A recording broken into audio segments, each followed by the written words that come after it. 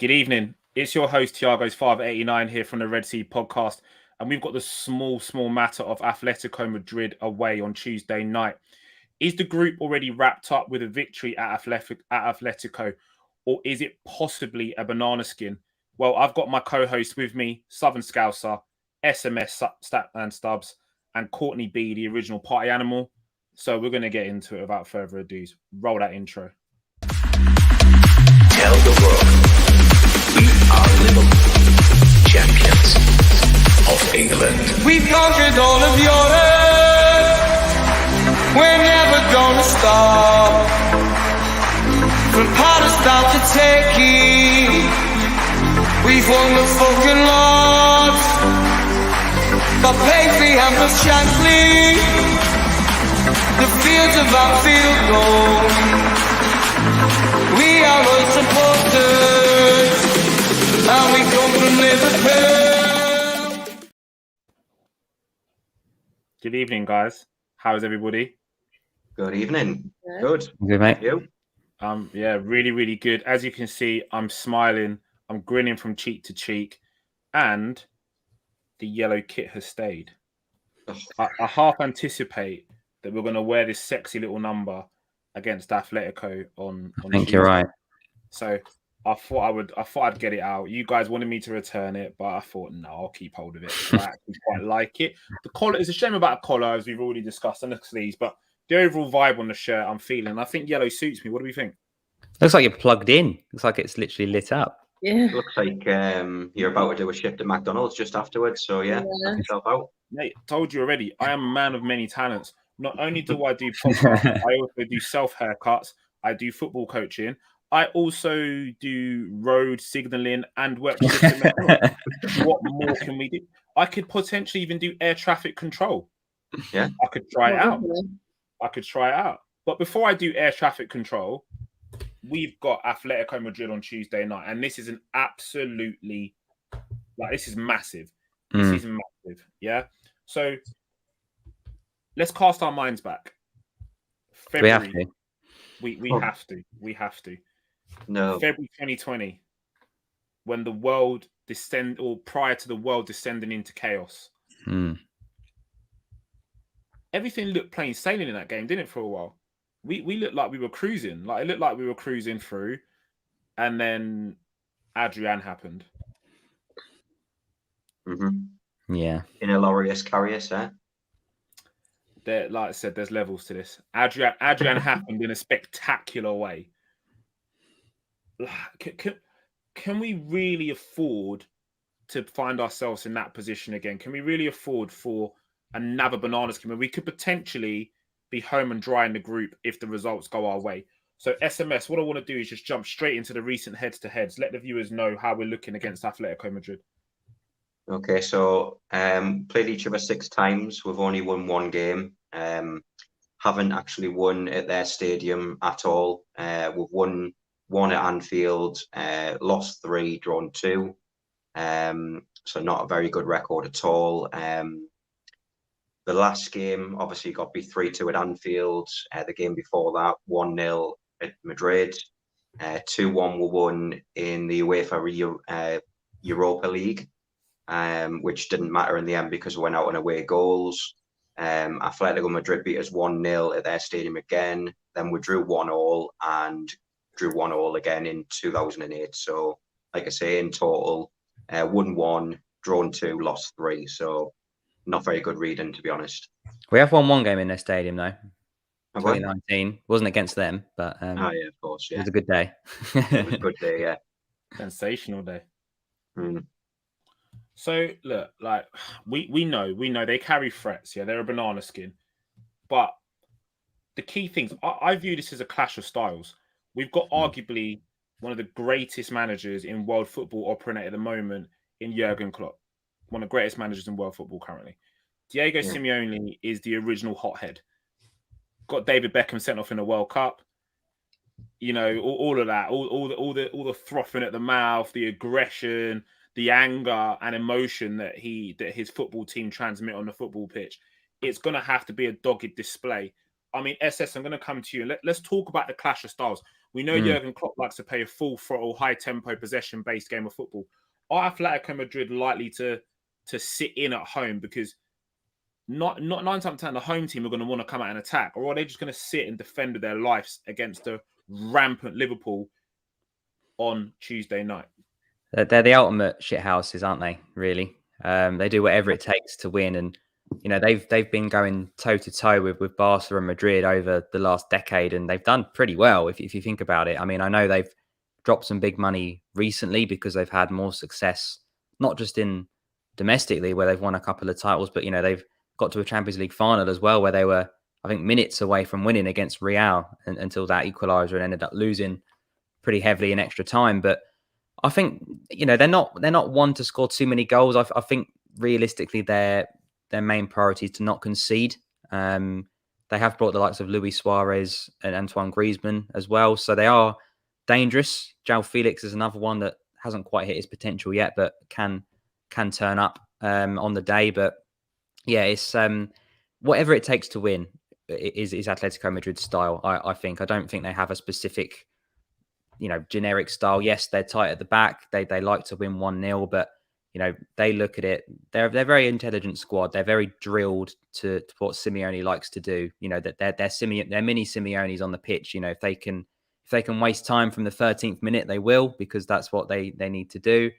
If someone's on a yellow card, they'll do everything they possibly can to get him a red card. So they're not a very nice team to play against. And like Statman said, they've had the rub of the green, haven't they, against us recently? And you know, like you say, with the last one in that February, we did all the hard work. We got it back to 2-0 up and then absolutely crumbled. So with our full strength team out, arguably, you know, other than the one or two obvious injuries, I think we should be okay in this game. I'm looking forward to it. But yeah, it's a massive clash of styles because we're not going to go there to draw. I think we're going to go there to try and win because what you said, James, if we do win this game, we should just about be there. Mate, everything you said there makes perfect sense to me.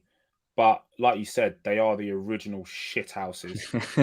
And before we go any further, a little bit of housekeeping. Good evening to you, sir. Thank you for joining us. It's a pleasure to see you. This is how I feel about the Atletico game. Summing it up as well. I'm ready for this. I'm so ready. Joe, good to see you, pal, as well. Nice positive start. Yep, that's exactly what we need. Is a nice positive start as well. Hold on, what we got? Hope you don't show that sign of confidence again and just play football. I agree with you. Our friends over at 1892 podcast. Hope you're well, guys. Yeah, we're all good. I hope you're good as well, my man. I hope you're good. Mate, this game was epic. And do you know what? Fuck it. I know it's the Atletico Madrid preview, but just quickly, can we take a moment just to like think about how sexy that Mohamed Salah goal was. That was sexy football. And me and my lovely, glamorous co-host, I wasn't talking about Courtney there. Yeah, we were there. It was sexy. Like watching it in like right, it was behind 4K, that goal as well. 2020 vision behind the goal. And then he stands up in front of everyone and was like, what, bruv? It was like, what? Like, I do this every day. This is what it was. Like, and me and SS are jumping all over each other. We're jumping over everybody. The crowd's absolutely fucking rocking. It was fucking scenes. Yeah, it was quality. Scenes. Yeah. Courtney, talk to me about that goal. It was sexy football, yeah? Do you know what? I actually have a confession. You didn't watch the game? No. I've seen the highlights. I haven't managed to watch the full game. I had a girls' day planned with the mother, and she's anti-football. And I seen all the notifications coming up, and then I met up with my dad afterwards, and he was like, "It's like the one against City, but better." He was like, "It's better." So I've watched all the highlights and I've seen it. Yeah. But I'm so gutted. I didn't watch it in real time, and then I'm a bit scared as well because I'm a bit superstitious that the one game I've not watched, and they just absolutely bulldozed. So I'm a bit scared now that I'm bad luck. Keep not watching. Tell Courtney B. I already get off the family. Tell Courtney B. Senior she's in the doghouse. Courtney B. Senior's in the doghouse. Son. How did you miss that? That, like, honestly, it was fucking epic. Like, it's just, do you know what it was, right? He's got the ball and he just puts his foot on the ball and it's almost like in slow motion. And everyone else around him's like moving. And then he sets off again. He cuts in and then he shimmies. And then he's just like, yeah, do you know, I'm going to just wrap it in the top corner because I fucking can. That is what it was. And Ben Foster was like, he was there. Like, it looked like a very simple save, but he's like, do you know what? Just for the sheer hell of it, I'm not even going to die for it because I know this is going to be highlight reels for the whole season. There is 2 front runners for goal of the season, and both of them are fucking Mohamed Salah. The City one and the fucking Watford one. Sensational. SMS. Tell me about that goal. The sexy football that was on display against Watford. Yeah, it's just second nature to him now. It's almost just like a tap in for him, that, isn't it? He's world class. There's no. He scored a similar one against Watford a few seasons ago at Anfield. I don't know if you remember when I think it was about 5 or 6 he sat down that day as well when he scored 4. Yeah. So it's becoming a habit now where it's just like we're just used to seeing as soon as he gets the ball, it's just something's going to happen. And I think I've seen some clips on Twitter afterwards where Milner already had his hands up, knowing and expecting it to go in anyway. So he knew what was next. Yeah, he knew what was next. It's absolutely crazy. I mean, what more can you say? He was on. I don't know if you've seen tonight. He was on. I think the BBC was presenting some awards. So he was on tonight as well. But no, what more can you say? If he's not Ballon d'Or winner, then it's a fix. In all honesty. And this is it. So let's have a quick little whip round. Yeah, let's have a quick whip round, right? And before we do, shout out to a very, very, very, very special person in my life. Oh, hello, kid. Oh, evening, Regan. Big shout out to you, mate. Yeah, see, my number 1 fan, my lad. Shout out to you, son. Quick whip round the room then. Is he the best player in world football? Right now, not forget previous, forget what's happened over the last decade. Yeah, let's talk about the here and now because we've got some real. We're in a real fantastic period for football because you've got Messi, Ronaldo still around, laying their marker down in different leagues. Messi just won the Copa. Ronaldo's come back to the Premier League and he's scoring at will. We've got Haaland and Mbappe, arguably probably the heir apparents to those thrones because they have the longevity they've got left in their careers. And then Mohamed Salah says, "Do you know what? Fuck all that shit. Yeah, I'm not interested in Haaland and Mbappe. This is the Mohamed Salah show." So for me personally, right here, right now, and guys, if you want to clip this shit, he is the best player in world football. Anybody that wants to argue about it, my DMs are open. And if you want to do it full frontal, we'll do it all over Twitter. Anybody wants to argue about it, CFCJ, Monster, any of you Chelsea trash, you want to argue with me about it, he's better than Eden Hazard. He is the number 1 player in world football right now. Yeah, I said it. I think for me, Mo Salah is the best player in the world right now, but I think Lewandowski should win the Ballon d'Or based on the last 12 months. Agreed. Lewandowski's been sensational. He's been absolutely fantastic. Look, here we go. Facts. I feel like I'm having like a Rafa rant. This is like a facts Rafa rant. I mean, if you think, Mo Salah, I think he's got 10 in 10 this season. I think Lewandowski's got 15 in 11. And he got 48 and 40 last year. As well. Didn't he bang an absolute world? Yeah, I think they were 5-0 up at half time today against Leverkusen. He got 48 and 40 last season. He got 55 and 47 the season before. This guy is ridiculous. He's an animal, yes, isn't he? In terms of ability, because Lewandowski for me, he is more than a tap-in guy, but he doesn't have as much different type of goals that Salah can do. I think Salah's a better player, but yeah, he's not going to win the Ballon d'Or for me this year. Maybe next year if he keeps it up. Yeah. We know what time it is. We're here to talk about facts. Courtney B, is he the best player in world football currently? I'd say so. I feel like obviously you've got like your Messis and your Ronaldos, but I don't think they're as on form. And for a player for him to be able to get world class defenders to just fully commit and get nothing of the ball, and he's So- going past about 4 of them. Like that is world class. Like you don't get that, and you don't see that very often nowadays either, because the players are better now. Yeah. Like they know to stand their ground, but he just gets them all to just fully commit, and it's Definitely. embarrassing for them. It is I agree with embarrassing. this one with my bro. Yeah. Spot Shout on. out He to should have you. won it. He should have won it last year. Why they cancelled it, I don't understand. It's an award. You don't have to have everybody in a room. You can say you're the winner. It's not difficult. Because Messi and Ronaldo had a shit year, so I was like, let's just cancel it. Lewandowski should be winning his second in a row this season. I agree. Shout out to you, Yeah. Samuel Tompkins. He is a United fan, but he knows where it's at. That's why he's tuning in. He's going to be on with. I'm going to do a quick plug. I'm going to do my first Southern Scouser video in like a month, 2 months. This week, going to do a Liverpool United preview show. So look out for that. Probably be pre-recorded, but have a look out for that, guys. Southern Scouser YouTube channel. Yeah, make sure you're following that as well. Right. Before we give SMS the final say on whether he is the best player in world football, just a little bit of housekeeping. Guys, we are currently on 432 subscribers.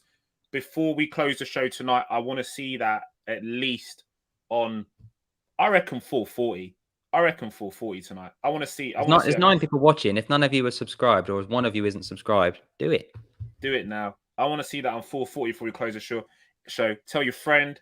Tell your friend to tell a friend. Tell your friend to tell their mum. Tell their mum. Tell their If friend. you've got 4 accounts, sub on all 4. Why not? Sub on all 4.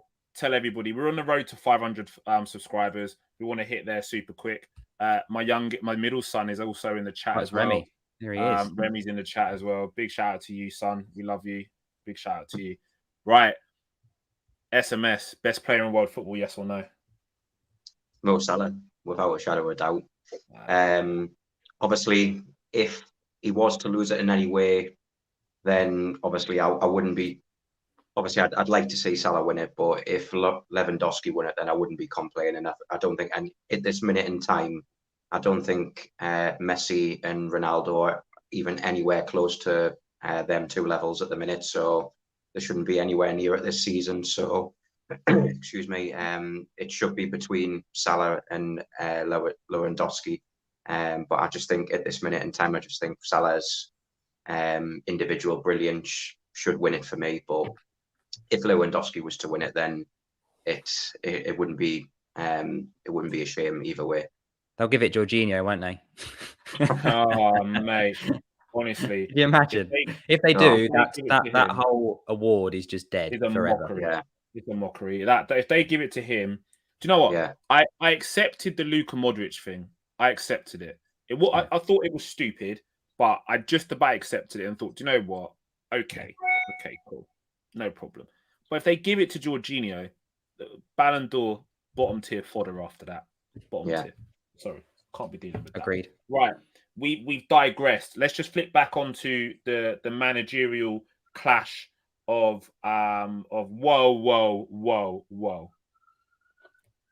We ain't got time for that.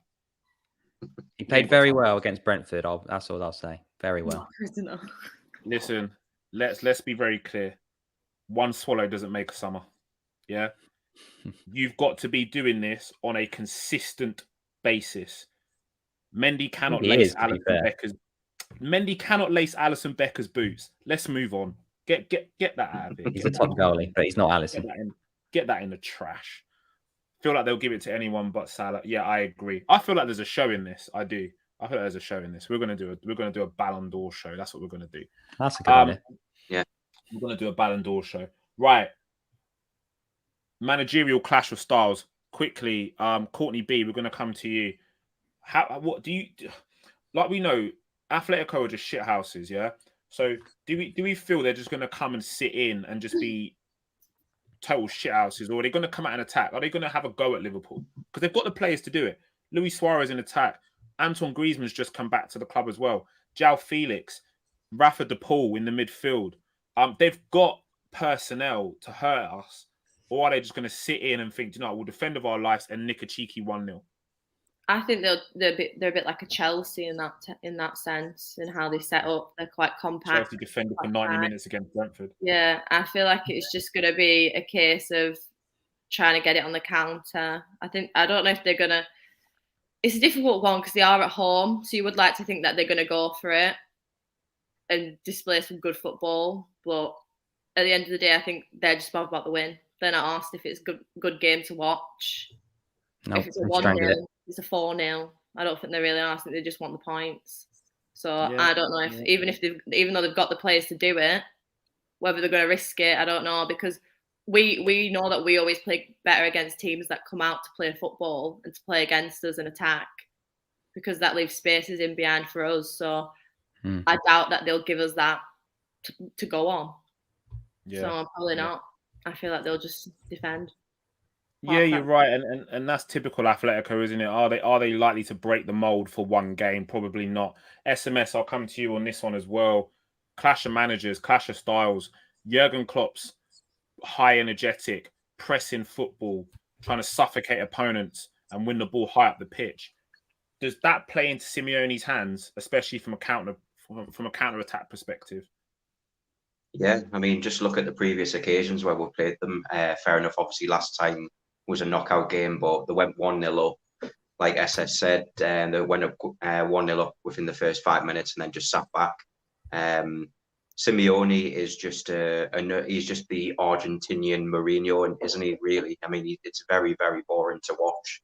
And if I was paying money to watch that, I would ask for my money back. It's just diabolical. Yes, they get the results, but it's so boring to watch. It's going to be attack versus defense. It's going to be us trying to break them down for 80 minutes, maybe 70 or 80 minutes, and try and get a goal. And like we've already said, they'll just sit back and try and counter attack. And if they get 1-0 up, they'll just defend for the lives for 70 or 80 minutes and be happy with a 1-0 win. But I do see it being a different outcome this time, and I do see Liverpool winning. I just think we've got something about us. Van Dijk's obviously going to be back, Matip as well. So, and Alisson's going to be in goals already. That's better than what we had against them last time.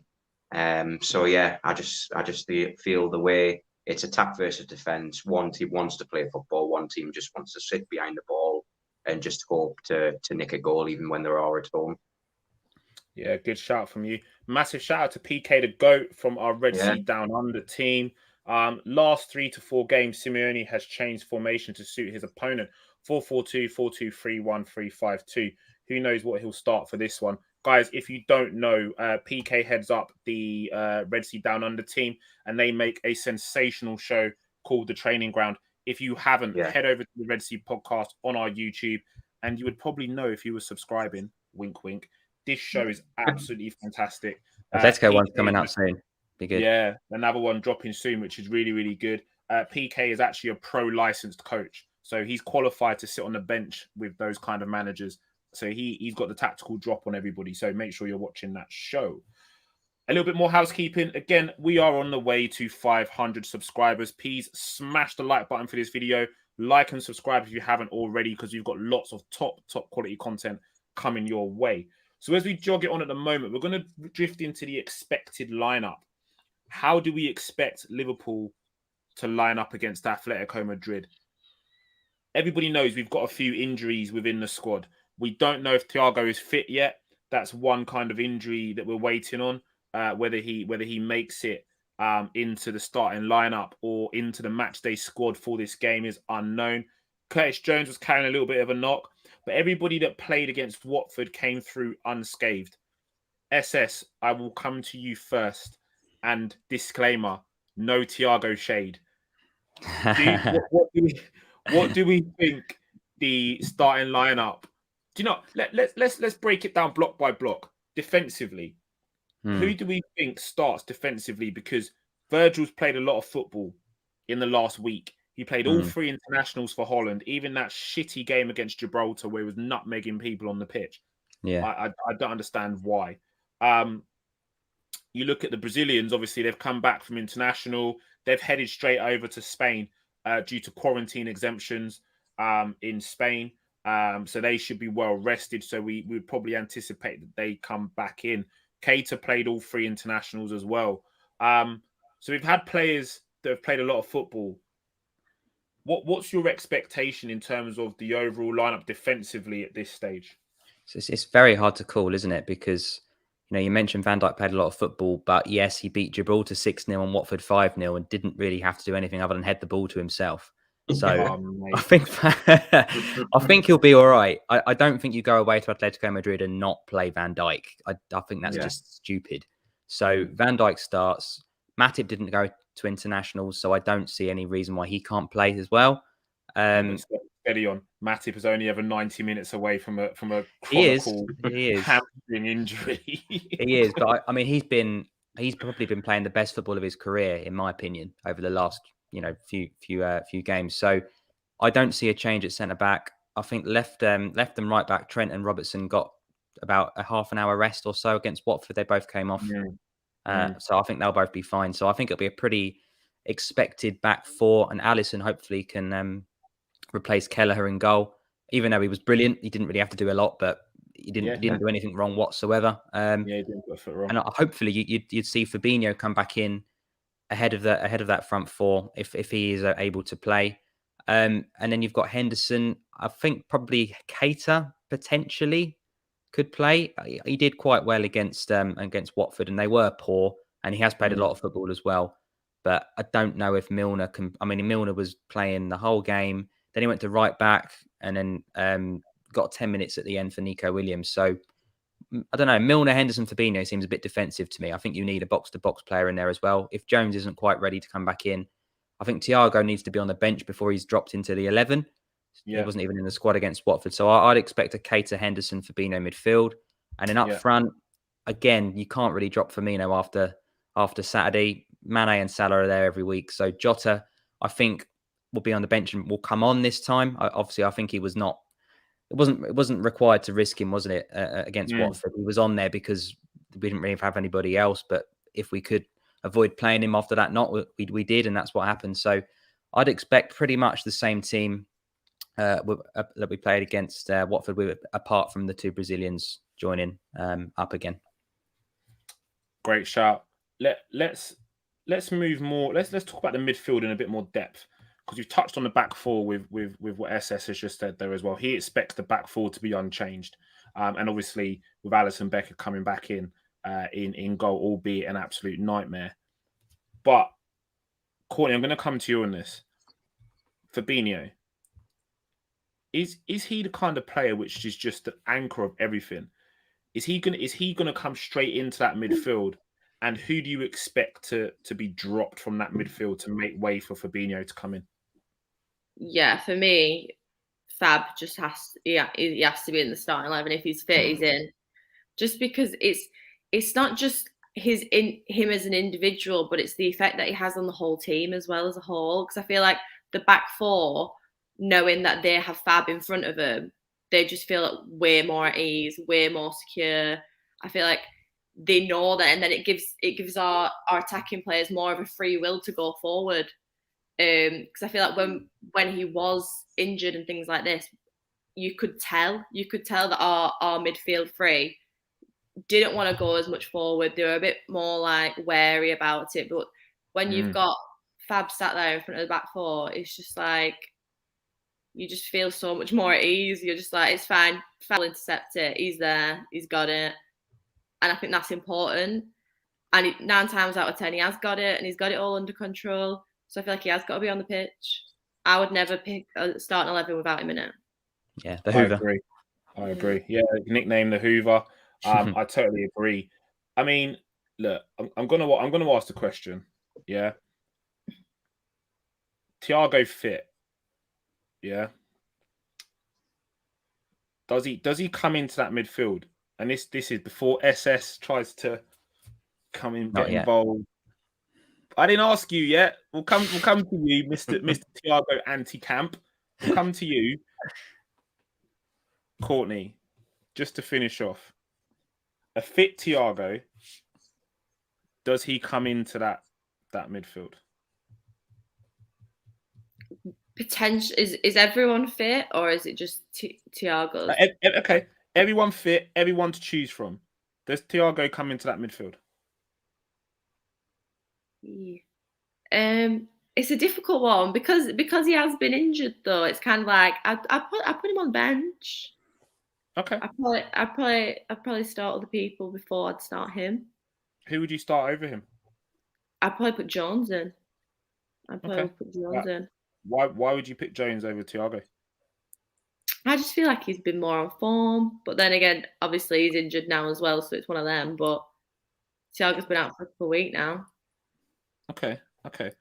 So you feel form. But I feel like, to be fair, against Atletico, it is probably a good game for Thiago. I feel like he could get control of the game. Okay. So you think form is a factor for why you would pick Jones over Thiago?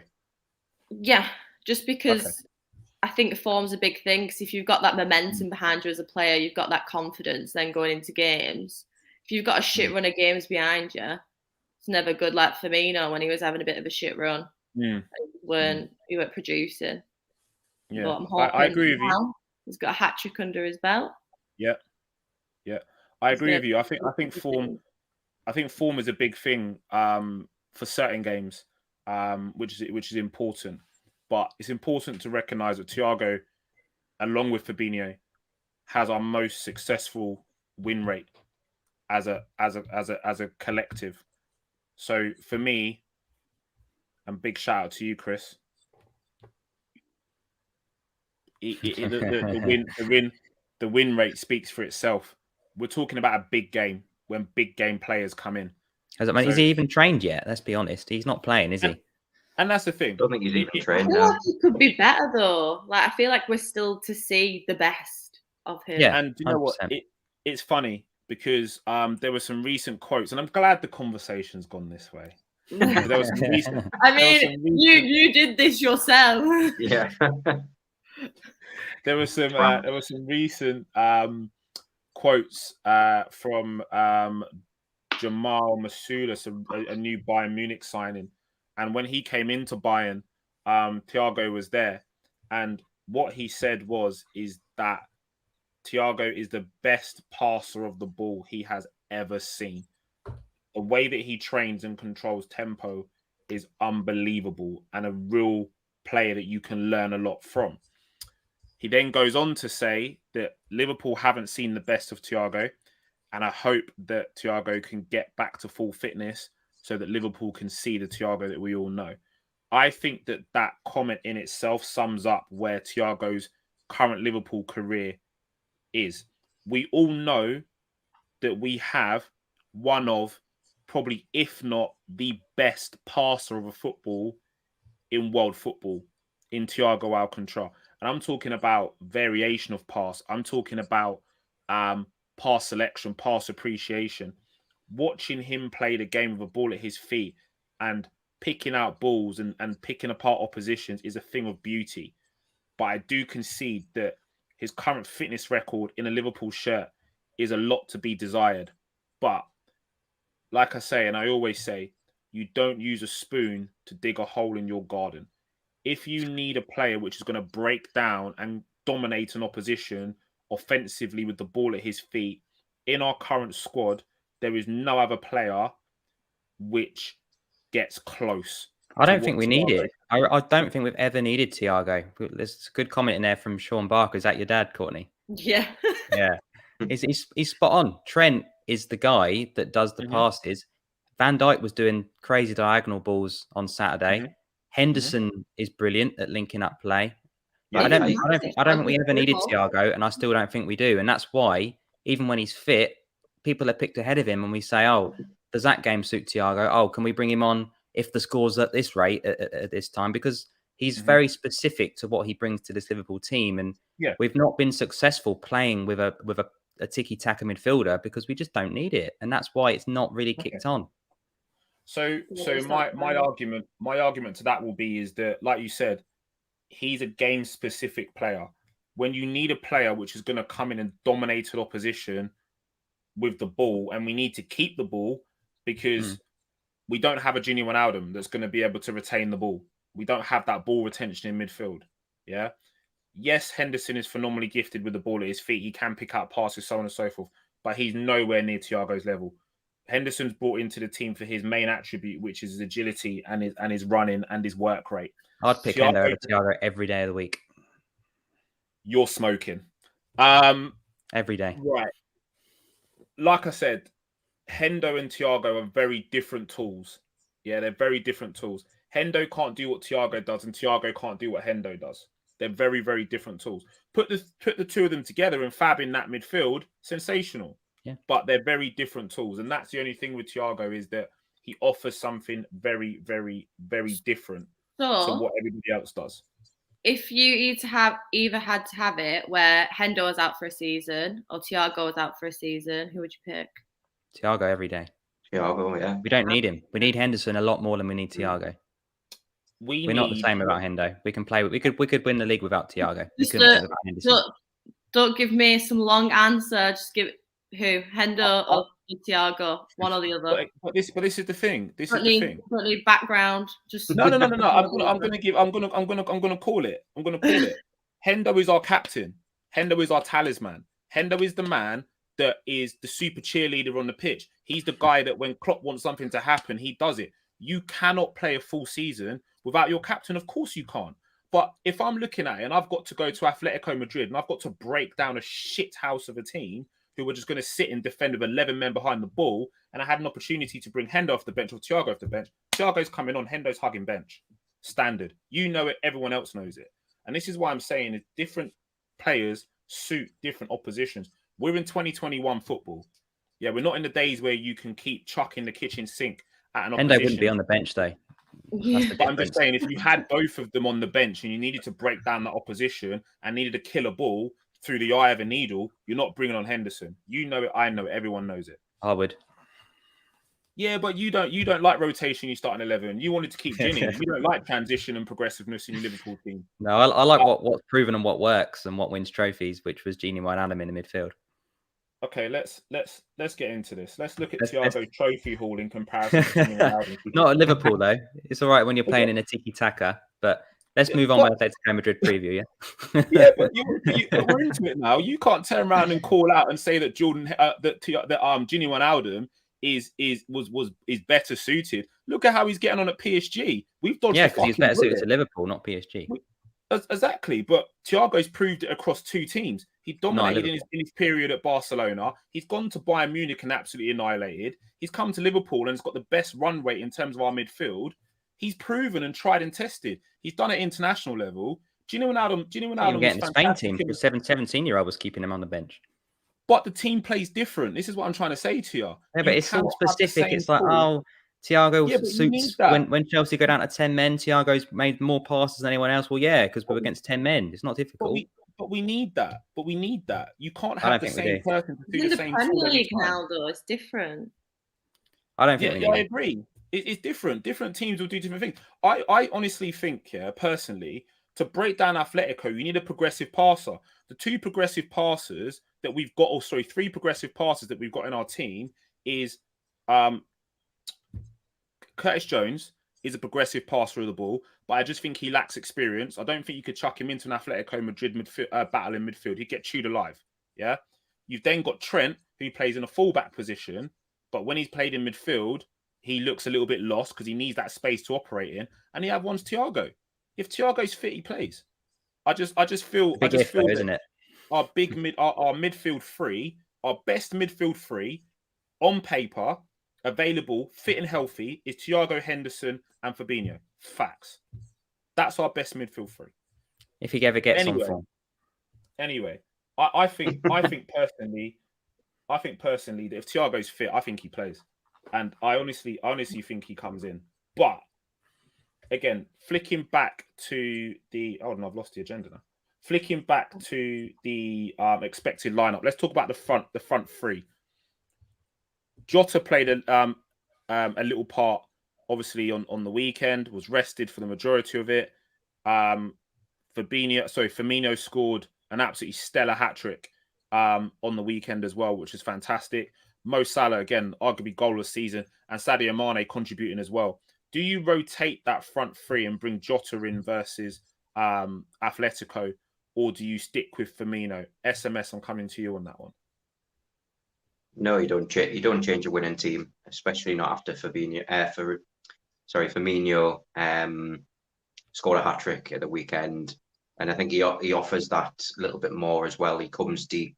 He potentially can bring a centre back out and create that space for the likes of Mane and Salah, Hendo, Trent, the people like that. So for me, no, you just don't. It's going to be that front three. I can't see him change it anyway. Mane, Salah, Firmino for me. I agree. It would be very, very difficult to take out a player who has scored a hat trick, but everything in context. He's bagged a hat trick against Watford. We're about to go up against Atletico Madrid. But Firmino's craft could play a pivotal role in breaking down Atletico Madrid. SS, I'll come to you on that one. Because of what Firmino offers in that false nine role, dropping deep, playing in pockets, knitting things together, is he the man that gets a nod for you? Yeah, I mean, it depends how the game goes, and like Peter's comment earlier, it depends how Atletico's set up. You know, I think Firmino is the right call to start with. Jota didn't obviously feature at all against Watford, so I expect him to at least come on in this game. Whether we're winning or losing, we're going to need to freshen up that front three at some point. So we might come on for Mane, he might come on for Firmino, but no, I think the front three stays. Mane's in good form, Salah's in amazing form, and Firmino's off the back of a hat trick and didn't go away with Brazil, so he's going to be nice and fresh. Jota, he's not 100% fit yet because he's not played since his injury, so match fitness isn't there. Will he be? I think he'll get 20 minutes, 30 minutes, so he can then be used a bit more potentially against United at the weekend as well. I agree.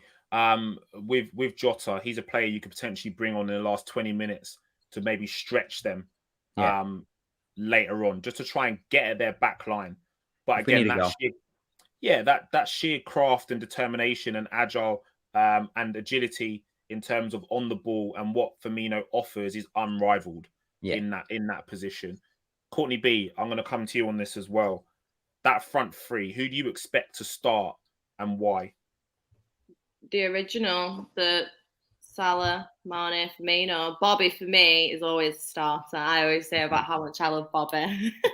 I've never playing better than him. Who would you pick? Honestly, I love Bobby. I just love him, and like Klopp loves him as well, so it just makes me love him even more. But I just think like the game is suited to him as well. Like his intricate passing, just the control that he has on the ball. Like you see his little flicks that you do, and you're just like, oh, like it's amazing to watch. And I think as well, him coming off the back of a hat trick as well, I think he's going to have that momentum. He's going to be feeling bougie about himself. He's going to be feeling good. He's going to be like, he's going to be up for it. You can tell Courtney loves Bobby. Look at him like this, like ear to ear. All red. Oh. She's like, oh my God, Bobby Firmino. Like, I feel like she's probably singing the song in her head and tapping her foot because she loves Bobby so much. But he's a fantastic player, and what a wonderful servant he has been to Liverpool Football Club. And for me, again, if I'm looking to pick a front three to go against Atletico and do damage, it's Salah, Mane, and Bobby for sure.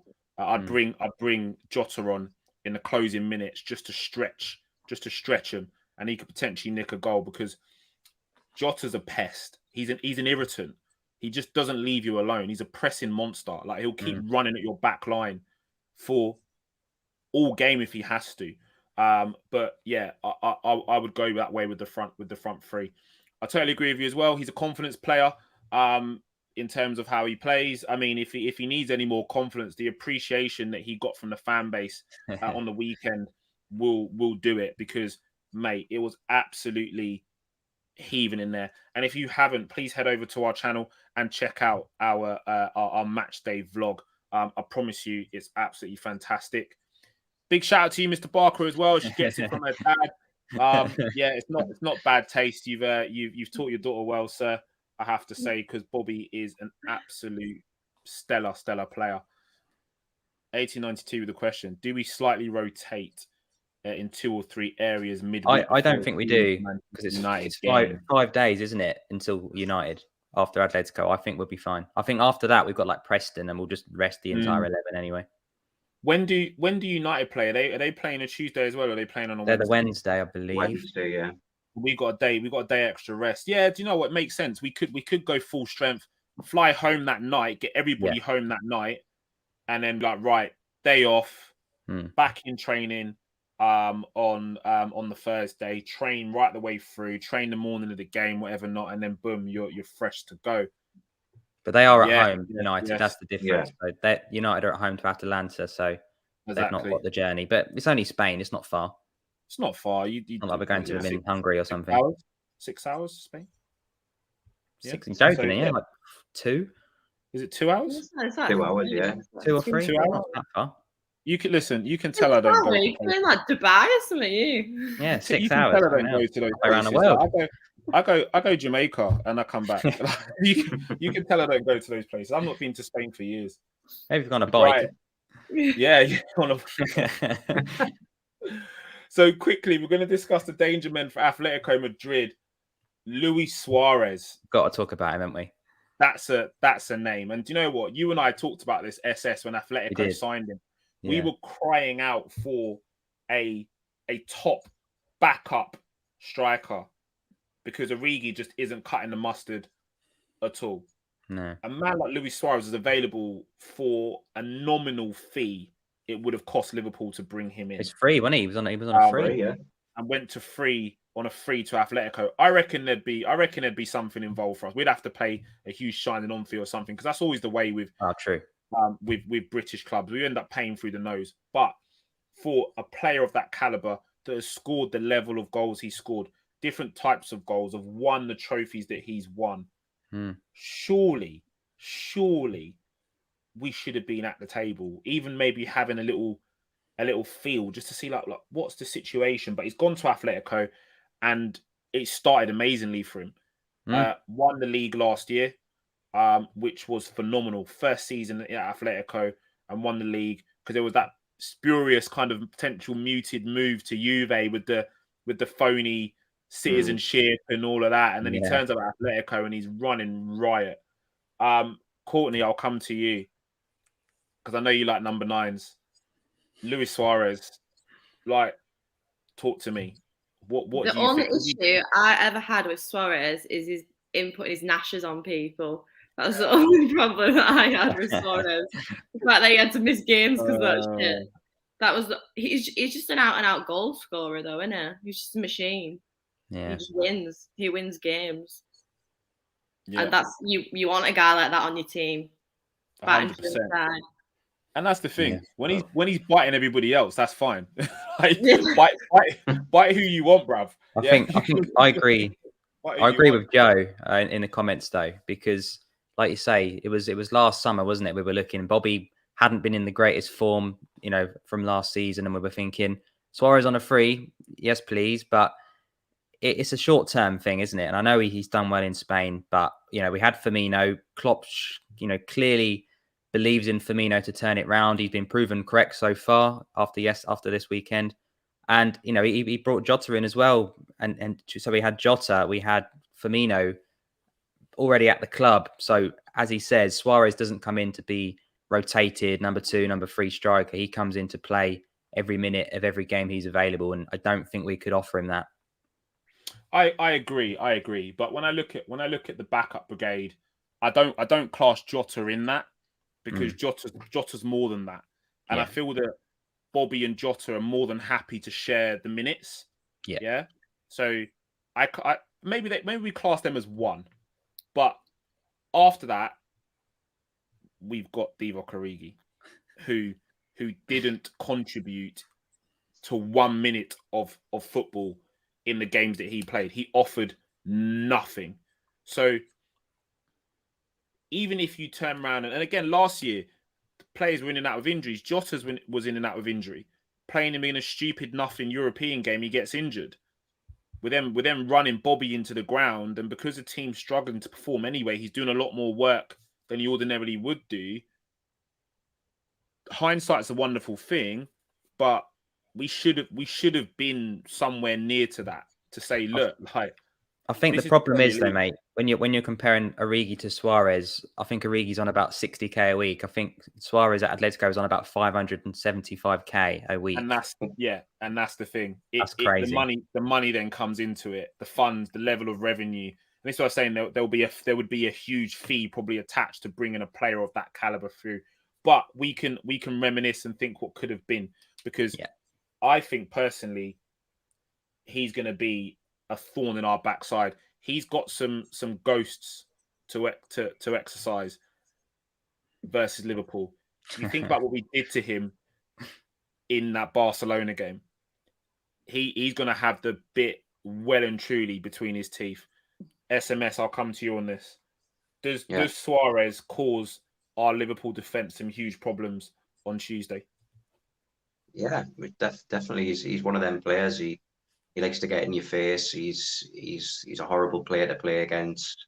So yeah, he's still definitely got something about him, and he's got something to obviously prove, especially after the 4-0 at Anfield. He was very poor in that game. So yeah, he's still got it. And he's definitely coming up there. He's going to be a danger man for sure. Definitely. SS. Antoine Griezmann. Fresh from lifting the bottom tier national competition in the UEFA Nations League. Again, makes a sensational move back to Atletico Madrid because Barcelona are in the mud. What do we? Griezmann's an unknown quantity. I always feel like, and again, guys, do not come for me in my mentions, but I feel that he plays like a B-Tech Bobby role. Do you know what I mean? They're similar in picking up the pockets and looking to play up against in and around defenders in that way. I feel Bobby does it better. I will do. I'm going to be biased because I'm a Liverpool fan. But could we see Griezmann doing something very similar in tandem with Suarez up against the Van Dijk-Matip partnership? It's interesting because I don't think Griezmann's had a very good start to his second stint. I don't think he's got a goal. I don't think he's got an assist yet. So he's been dropped for João Felix, and they've been playing him with Suarez through the middle. So I don't know if he's in the best form of his life. I think the Barcelona move has almost destroyed him, isn't it? You know, he went over there, massive expectations, a year after being linked every day. Didn't really work out for him. Was on stupid money. I think 800k a week they were paying him, which is just apocalyptic. It's just biblical fees. And, you know, he ended up becoming a scapegoat because they were saying, you know, Barcelona are in so much debt. You know, it's up to you, Antoine, to leave to save the club. You know, that's a ridiculous position to be in. So that's why they released Suarez. That's why they released Messi. And that's why they sold Griezmann, because they genuinely are in the hole. So he's trying to rebuild his career. He's gone back to where he was the main man. And I think Suarez has taken that from him. So I don't know if he'll even start tomorrow. I don't even know if he'll play. So Suarez for me is definitely the main man to be aware of. And, you know, they've got one or two other good players. Koke is a good player as well in the midfield. He's someone that we've not touched on yet. So yeah, they've got some good players. They've got some good players in that team for sure. Yeah, I agree. Ultra freestyle swordsman, leave me alone. He's back. I was just waiting for this guy to get onto my back. Leave me alone. Look, special mention to their goalkeeper as well, Oblak. Yeah, it's going to be hard to break him down as well. He's brilliant. He is good. You know, he's a sensational shot stopper. I don't think he offers the complete package like an Edison, a Ter Stegen, an Alisson Becker, but he's very good at what he does, and that's essentially just keeping the ball out of the net. That's what you want a goalkeeper to do. Don't let that big round thing go in between those white posts. You dig? And that's what he does. Yeah. All the playing out and whatever not is fantastic, but he's good at shot stopping.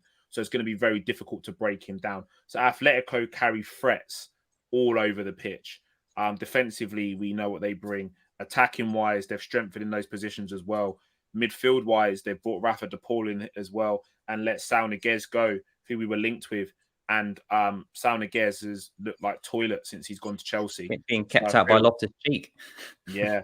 So I feel we've dodged a bullet there as well. Klopp seems to have a knack for dodging bullets and sending them to Chelsea. Timo Werner, Timo Werner, and Sal Niguez, eat your heart out, guys. State of the group. If we win this, are we? And again, just quickly round the room before we head into the part of the show, which are two masterminds at the top love. Courtney, I'll come to you. If we win this, are we through? Is the group wrapped up if we win this game? Yeah, I think so. I think we're in there. I think Yeah, through.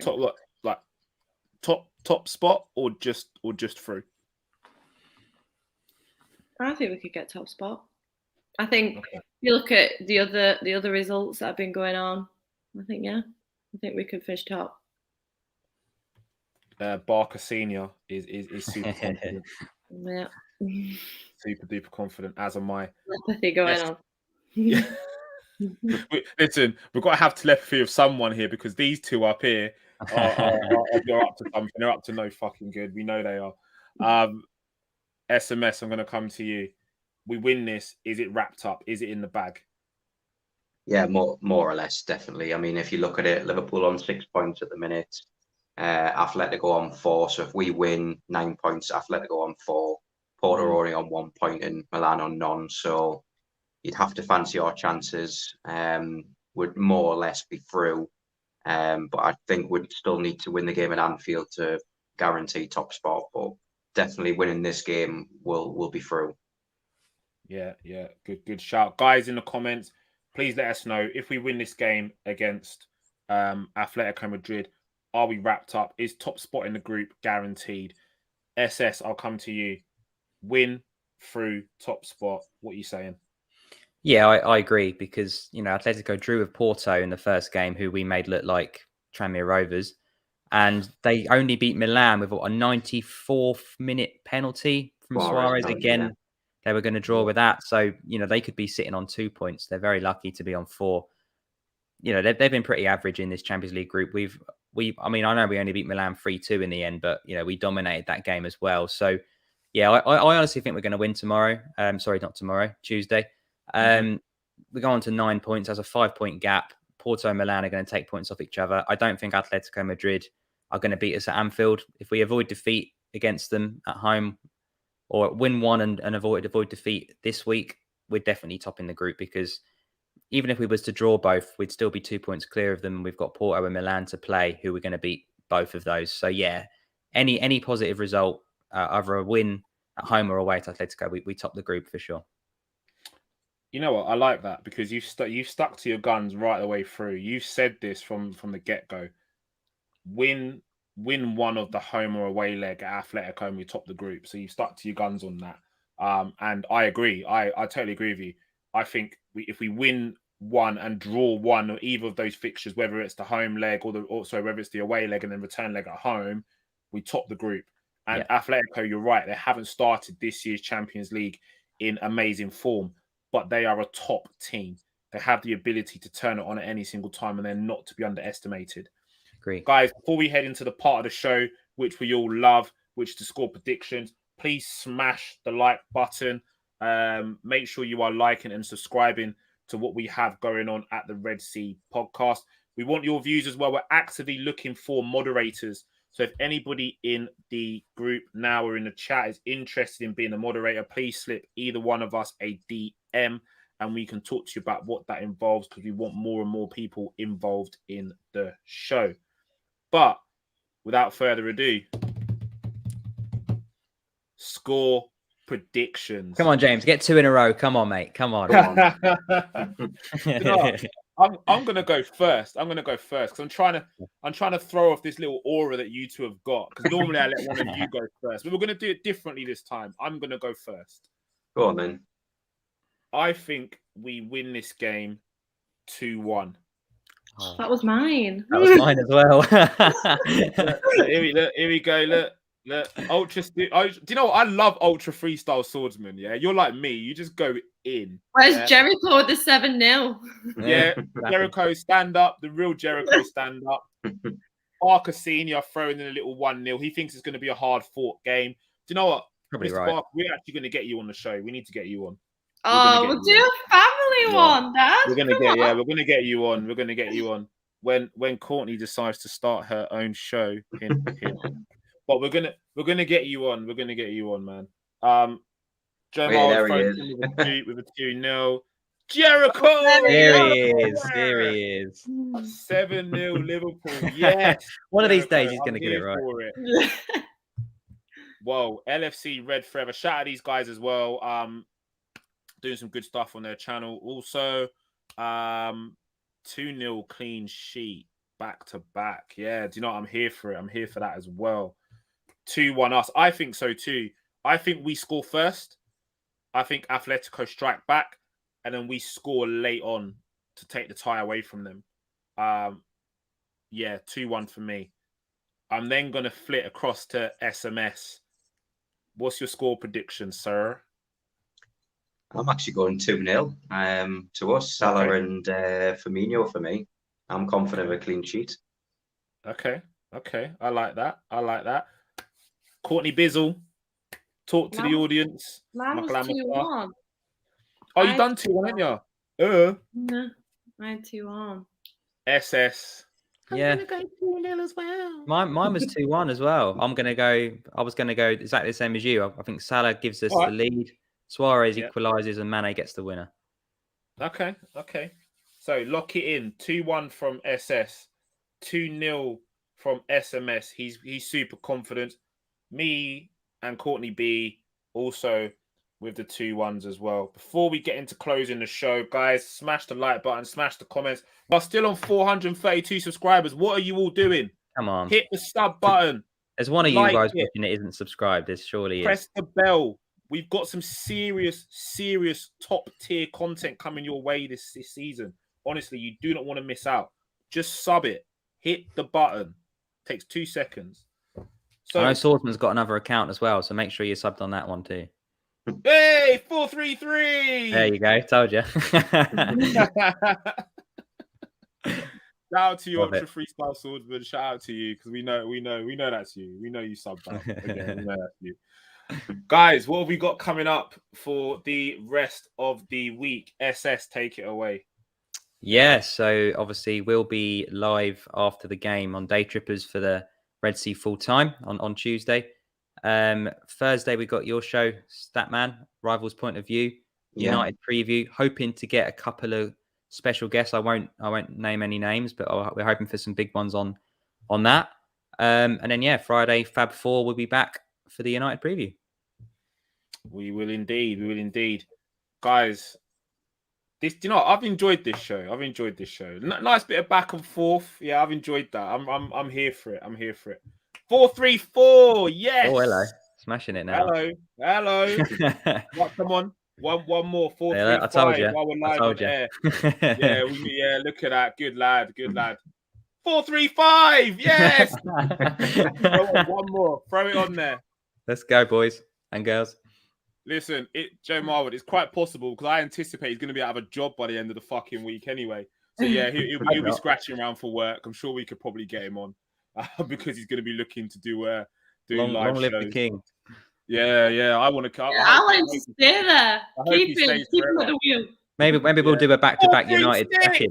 Is it still going up? Go on, guys. Smash that 437 before we go. Do you reckon we'll get 2 Man United managers the sack back-to-back with Mourinho and Oli this weekend? That'd be sensational. Fingers crossed, yeah. I don't want him to get sacked. I don't. No, we don't want that.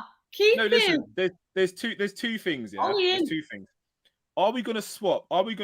Right, the consistent banter that we have against Ole Gunnar Solskjaer for one day of epic Liverpool banter? Imagine if we get him sacked. Do we fucking hell, son? Do we swap like a whole season's worth of banter for one day of raging banter if he gets sacked after the Liverpool United derby? What do we do? Would you swap it, SMS? No. No, Courtney's keep him at the wheel. Ollie's at the wheel. Keep him at the wheel for as long as possible. What? So you'd rather lose to United and keep Ollie than beat them? And he No, gets I'd never want to Oh, lose no, to no. United. Whoa, there's nothing No. in there about losing. No. That's what's got to happen to keep his job, Whoa. in my opinion. Yeah, he still Nah. gets thrashed, but he still keeps his job. That's the Yeah. way to put it. We don't like Alright. unemployment. Perfect. United's in the mud. Do you know what? Right? Do you know what? My neighbor's a massive United fan, yeah, and he looks depressed, man. Like, They all do. I live in Manchester. They're all depressed on the man. streets. Honestly, he looks moping like real bad. I was like, Johnny, where are you watching the game? Don't know. Are you gonna watch the game? Don't know. What the fuck? Like, is this what they're doing? Like, look, yeah, big shout out to you, Ollie 2030. Oh god, I don't know. I hope he's in charge for many more games and many more years to come. Long live the king, Ole Gunnar Solskjaer. Yeah, United fans though, they're not happy. I've heard a few literally say that they don't know if they're gonna bother supporting United anymore. They're just gonna not bother. Wow. They're like, don't tell anyone, and I'm Wow. like, Yes, I agree. Go and support Newcastle. Only 2030 Ross. Yeah, I agree with that. Yeah, I agree. But this is the kind of shit that happens. He gets sacked imagine he gets sacked at Manchester United. Then all of a sudden Newcastle go, I know, let's give him a go. And he gets this unlimited budget and fucks up the league. Can you imagine? Oh god. Oh dear. We'll get into that next week for sure. Entitled to saving Ollie's job. Long live Ollie. You can tell that Liverpool fans are just freaking enjoying it. Right, ladies and gentlemen, this has been the Fab Four show for the Atletico Madrid preview. Lots of laughs, lots of banter, lots of going at each other's throats, I'm sure. We're going to be back with the post-match show, as SS said, for the Red Sea Day Trippers. The LFC Day Trippers on Red Sea Full Time. If you haven't, checked that show out as well. If you haven't already, like we said, please like and subscribe to our channel. We've got some great stuff coming, and hopefully we've got some special guests coming in for the United preview. I've been Thiago's father, your host. We've had Courtney B, the original party animal, here as well. SMS, our Statman Stubbs, and my co-host, SS Southern Scouser. Keep it Red Sea Podcast. We're over and out.